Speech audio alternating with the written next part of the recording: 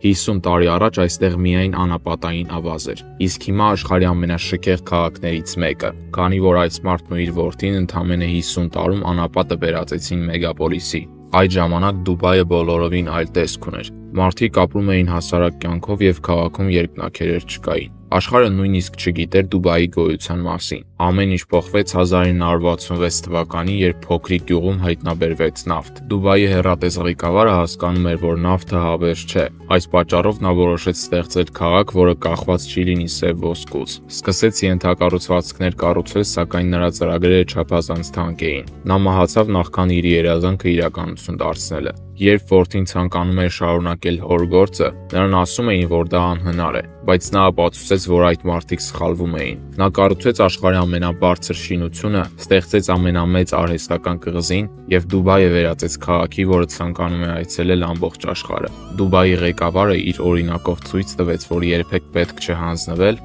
անկախ նրանից, թե որքան անհնարին է թվում նպատակը։ Հավատացեք ինքներդ ձեզ, շարժվեք առաջ եւ գրեք մեկնաբանություններում, թե որ քաղաքում եք տեսնում ձեր ապագան դուք։ Միացեք 20,000-ից ավել թիմին եւ զարգացեք ամեն օր։